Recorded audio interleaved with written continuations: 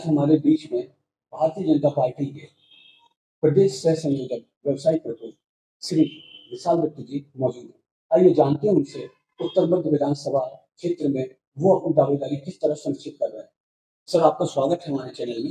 नमस्कार। पहले तो बहुत बहुत धन्यवाद, आपने मुझे आज यहाँ बोलने का मौका दिया। जी सर, आपका नाम जबलपुर की उत्तर मध्य विधानसभा से बहुत जोर शोर से लोग ले रहे हैं, तो आप जनता के बीच में किन मुद्दों के साथ जा रहे हैं? देखिए, हमारी पार्टी भारतीय जनता पार्टी जो पार्टी है वो सिर्फ निरंतर विकास और गरीब कल्याण पे काम करती है और इसी मुहिम को लेके हम लोग आगे बढ़ रहे हैं। जहाँ तक कि दावेदारी की बात है, ये तो संगठन का विषय है। संगठन जो आदेश करेगा हम उसी को पालन करेंगे और जो भी चुनाव लड़ेगा हम उसके साथ हैं।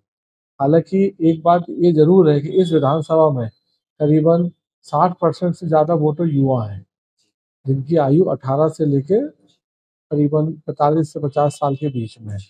तो उस दृष्टिकोण से मैं सोचता हूँ कि संगठन ये डिसाइड करेगा कि यहाँ पे इस बार युवाओं को मौका मिल सकता है, जिसके कारण हमारी पार्टी को भारी बहुमत से आने वाले चुनाव में फायदा मिलेगा। सर, आपके द्वारा पूर्व में भी समाज के लिए बहुत सारे सामाजिक कार्य किए गए। कोरोना में आपकी क्या उपलब्धि थी कुछ विकास में? कोरोना का टाइम इस देश के लिए बड़ा दुर्भाग्य का टाइम था, पर हमारे राष्ट्रपति, हमारे प्रधानमंत्री माननीय नरेंद्र मोदी जी और हमारे प्रदेश के मुख्यमंत्री माननीय शिवराज जी के द्वारा लगातार क्षेत्र की जनता के लिए लगातार काम किए गए। उनको ऑक्सीजन उपलब्ध कराई गई, दवाइयाँ उपलब्ध कराई। उसी सिलसिले में हमने भी उसी काम को आगे बढ़ाते हुए हमारे क्षेत्र की जनता के लिए डेली उनके राशन के लिए, उनके दवाइयों के लिए, उनको जो ऑक्सीजन की कमी पड़ रही थी, अस्पताल में बेड नहीं मिल रहे थे, इन सब चीज़ों में हम लोगों ने बढ़ चढ़ कर काम किया, जिससे कि जनता को हम लोग उस एक मुश्किल घड़ी में हम उनके साथ खड़े हैं। सर, मैं आपसे जानना चाहूँगा कि आपकी राजनीतिक जीवन की शुरुआत कहाँ से हुई? मैं करीबन आज 14 साल से भारतीय जनता पार्टी से जुड़ा हुआ हूँ और पहले मैं हमारे मंडल में मैं मंत्री था, फिर उपाध्यक्ष था, फिर अभी वर्तमान में प्रदेश में मैं सह संयोजक हूँ व्यवसायी प्रकोष्ठ का। आपका राजनीतिक जीवन भी बहुत ही धीरे-धीरे आगे बढ़ा है एक प्रकार से, क्योंकि आपने समाज की उत्थान के लिए, समाज के गरीब लोगों के लिए आपने सदैव काम किए। इससे तो खैर सारा शहर आपको पहचान आपकी जानता है। लेकिन मैं आपसे एक सवाल ये करना चाहूँगा कि वो ऐसे कौन से आपके किए हुए ऐसे कौन से कार्य हैं, जो अन्य प्रत्याशियों से या दावेदारों से कुछ अलग है? कोई भी 2 कार्य बताइए। जैसा कि आप जानते हैं कि भारतीय जनता पार्टी लगातार क्षेत्र के विकास के लिए काम कर रही है। उसी सिलसिले में हमने हमारे क्षेत्र में अभी जो कि स्मार्ट सिटी का आता है, तो स्मार्ट सिटी के तहत हम लोगों ने हमारे क्षेत्र की जो रोडें हैं उनको विकास करके और चारों तरफ रोड के दोनों तरफ हमने फुटपाथ का निर्माण करवाया है स्मार्ट सिटी के तहत, जिसके कारण पूरे नेपियर टाउन इलाका हो, राइट टाउन इलाका हो, ये सब इलाके जो है ये पोल्यूशन फ्री हो गए। और मैंने खुद ने, क्योंकि इस इलाके में लीज की काफ़ी ज़मीनें थी, तो सरकार के द्वारा एक गैजेट नोटिफिकेशन लाया गया और हम लोग ने कैंप के माध्यम से कैंप लगा के लोगों की ज़मीनों को लीज से फ्री होल्ड कराया और इसी सिलसिले को हम आगे भी जारी रखेंगे।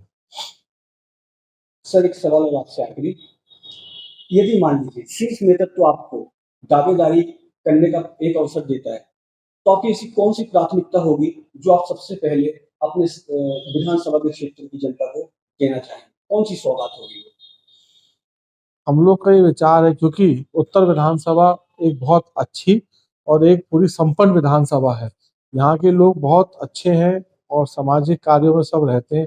मेरा ये मानना है कि यहाँ पर इस विधानसभा में एक अंतर्राष्ट्रीय क्रिकेट स्टेडियम होना चाहिए, क्योंकि यहाँ यूथ का काफ़ी ज़्यादा क्रेज़ है, लोगों को खेल में काफ़ी शौक है। अगर जैसे इंदौर में है, ग्वालियर में, यहाँ पे भी अगर इंटरनेशनल क्रिकेट स्टेडियम बनता है तो इस क्षेत्र का विकास भी होगा, टूरिज्म भी बढ़ेगा, लोगों को रोजगार भी मिलेगा। अब आजकल आप खुद ही देख रहे हैं टीवी चैनल पे लगातार कभी आईपीएल चल रहा है, कभी टेस्ट सीरीज चल रही, तो इससे हमारे क्षेत्र के लोगों का और हमारे क्षेत्र का नाम पूरे देश नहीं अंतर्राष्ट्रीय स्तर पे भी होगा। तो ये मेरा सबसे पहला काम रहेगा कि मैं इस मुहिम को आगे बढ़ाते हुए अपने क्षेत्र में एक इंटरनेशनल क्रिकेट स्टेडियम की मांग उठाऊंगा।